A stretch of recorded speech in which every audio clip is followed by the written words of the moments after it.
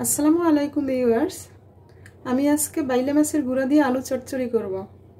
তো বাইলা মাছের গুঁড়া দিয়ে আলু চচ্চড়ি করার জন্য এখানে আমি জানিয়েছি তা হলো বাইলা মাছের গুঁড়ো, আলু কুচি, পেঁয়াজ কুচি, কাঁচামরিচ কুচি, টমেটো কুচি, কয়েকটা আস্ত কাঁচামরিচ, ধনেপাতা কুচি, হাফ চামচ লবণ, হাফ চামচ মরিচের গুঁড়ো এবং কোয়ার্টার চামচ হলুদের গুঁড়ো। তো দেখুন আমি কিভাবে বাইলা মাছের গুঁড়ো দিয়ে আলু চচ্চড়ি করছি।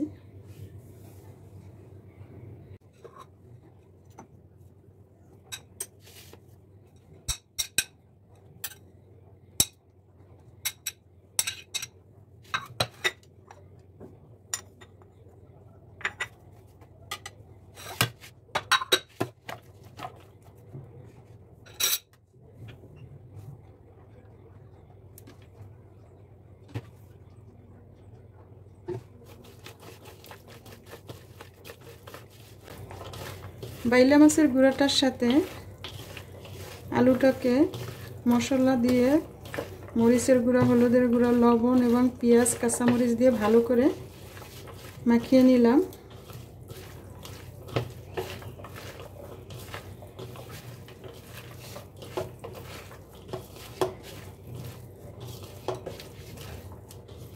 এভাবে আমি কিছুক্ষণ রাখবো, এরপর আমি রান্না বসাবো।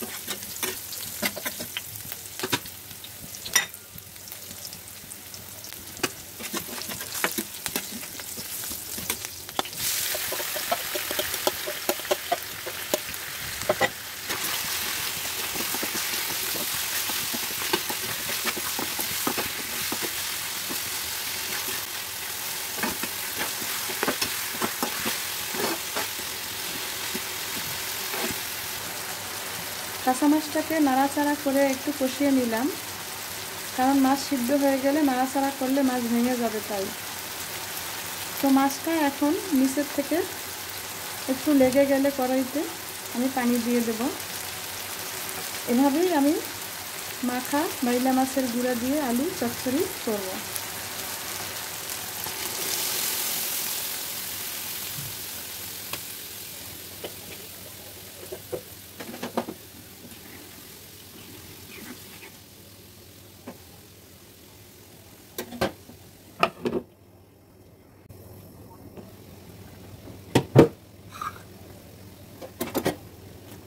এর মধ্যে আমি সামান্য একটু সবজি অ্যাড করলাম, 2টা বরবটি এবং 2টা ঢেঁড়স।